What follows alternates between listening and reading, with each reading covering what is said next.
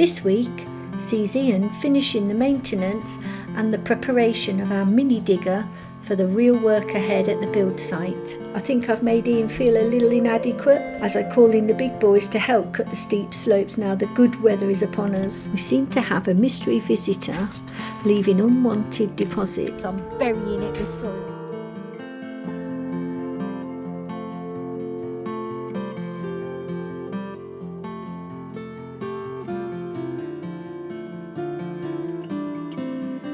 In my last video I changed out all the grease nipples on this little mini digger, and one of them there wasn't any thread in there whatsoever, and I asked everybody how would they do it, and majority of comments, and they're all probably correct, well they are correct, is to drill out the hole straight through and tap it for an M8 1.25. So that's the first job today.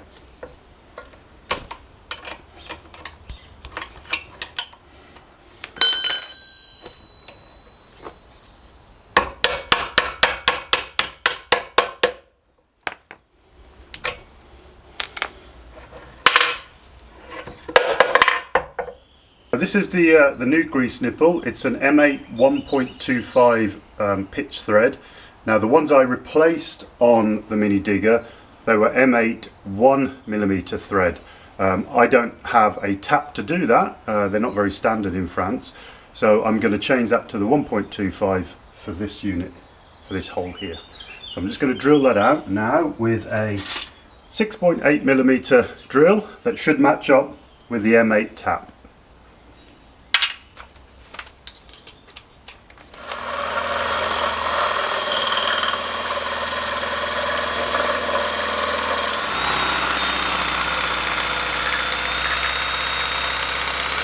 So I started with the 6.4mm for the M8 fitting. The hole is bigger than the 6.4, so it's around 7.5mm already. So that explains why there wasn't a grease nipple or a Zert fitting in there from the build. Somebody didn't do their job properly, but anyway, I've upped the size to an 8.4mm or 8.2, not sure, and that'll take the M10 fitting, the Zert fitting. The M10s in France are 1mm pitch size, so I've had to go out and get an M10 by 1mm, but they only come in kits, so I've had to buy the whole kit just for the one tap. You can always use them anyway, can't you? So I've drilled it out, tapped it all up now, so that's all good.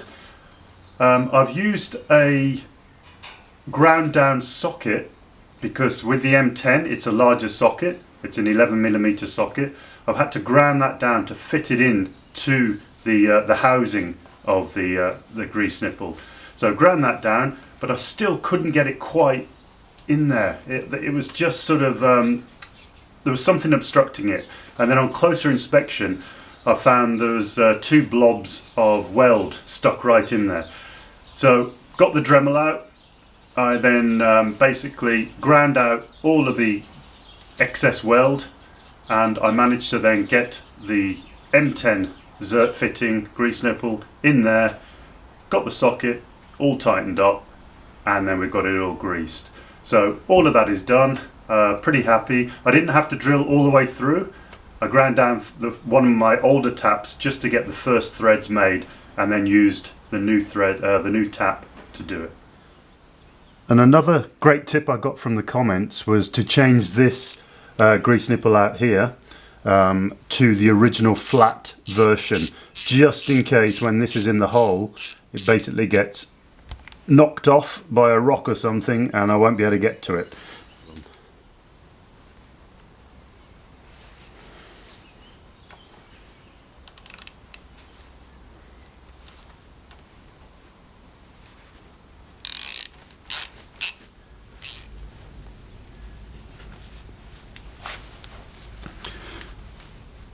Get rid of the excess, because as a few people again have said, the more grease in certain places could pick up dirt and then start grinding away on the surfaces.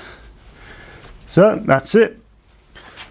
So both grease nipples, there's actually three types now. The new one I've put in, the M8, sorry, the M6, the original and then the repaired M10. So what I'm going to do now is pack these two out with grease and then maybe put some Gorilla Tape over the top just to stop these filling up with soil. So at least then I can just peel it off. If it comes off in the hole, so be it. But I'm going to try and get some little copper caps or something like that for those, just to stop that compacting in there. Right, I think that's job done for now. Hi there. Firstly, we'd both like to say a huge thank you to everybody that has watched and subscribed to our videos. It's been pretty overwhelming in the last couple of weeks, so yeah, and all the support and the comments, it's been great. Thank you so much. and we are reading all the comments, and I'm trying to reply to as many as I can. They're really, really good, and it's making us think exactly what we're doing here. As you know, I am first-time Mini Excavator driver. So the comments of me cutting down my little ramp on the trailer, when I look back, yes, I am looking back with my hand over my eyes. But just to be fair, I made the little ramp for the tractor as well to go onto the trailer, and it was really to protect all the lights and everything on the back of the trailer. So but yes, I understand the Mini Excavator has got big tracks to go off-road with. We did have a few giggles at some of the comments, because it meant when we watched it back, we did see what you saw, and we were giggling lots. Secondly, the safety aspect, the seat belt is in the post. I was hoping to have it ready for this video, but it's not arrived yet. Now I do have the manual now. I asked the suppliers for the manual. They emailed it me straight away, and in the manual it's got "do not use excavator without seat belt." Why did it come without one? Yeah, it must be one of these hidden options. So if you are looking into purchasing something like this, make sure you ask them, has it got this, has it got that, and you should be fine. Another big question we had was how much was the Mini Excavator and how did you order it? We have put together a step-by-step video on this, and I'll put a description in the below, but also check this video out just here. As I said, taking it off the trailer was a bit of a task for me.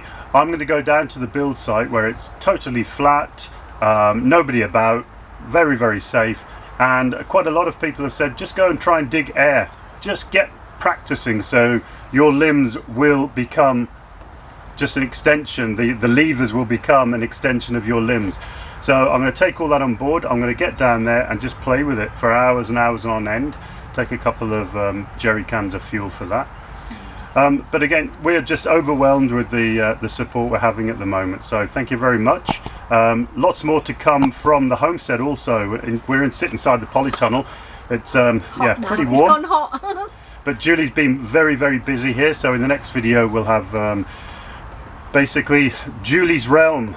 So we're off down to the build site now, because as the weather is getting a lot better, the grass is getting a lot longer, and we've got to get on top of that. Yeah. So we'll see you straight down there now. Meet on the build plot. Just brought the tractor for the first spring cut on the container house plot. I just want to show you the actual tractor on the trailer that we built specifically for this purpose, so we could actually attach the grass cutter. It seems to all fitted, so I'm going to flip you around and show you that. So to begin with, I didn't really think it was actually going to fit, but I've managed to flip the bucket, which has brought it this way, away from the back of the van, but it absolutely fits perfectly. Really, really happy with it. There's not much of an overhang, but yeah, that has done the job. So I'm going to whip the tractor off and get this plot cut. I've even brought my coffee with me. I know it's not a monster American size, but it'll do me for now.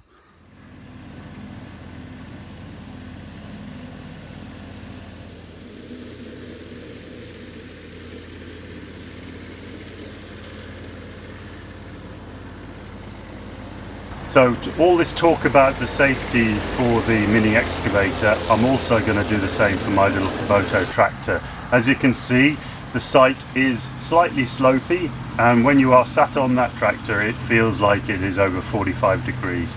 So I have a supplier for a new roll bar for the tractor.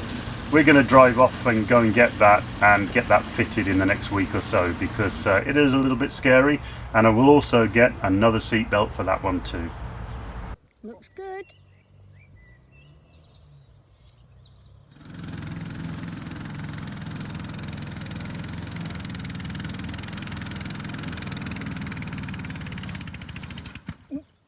Grass is too long.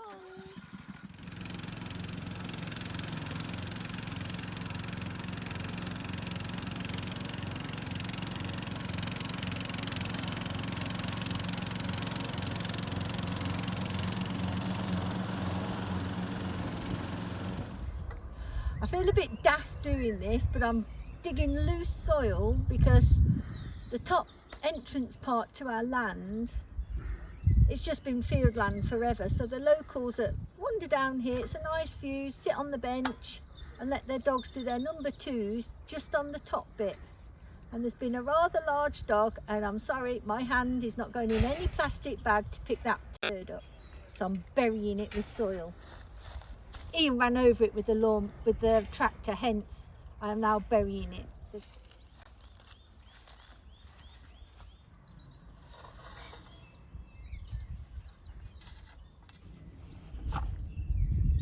Now I look like I've got a molehill.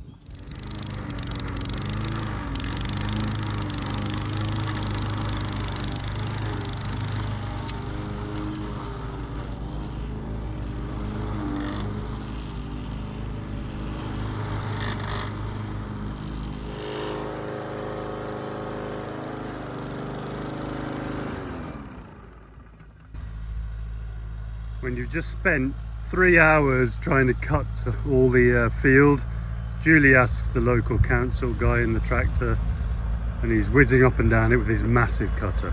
And now she's getting him to cut the whole thing. Be nice if they could do this each week for us, but I think it's a introduction to the land cutting.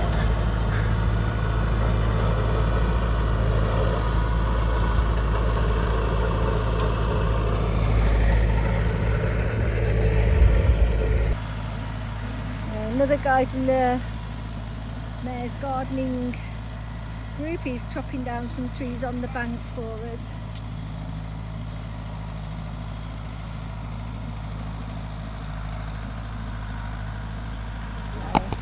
They've trimmed all the bank for us. Yeah, brilliant.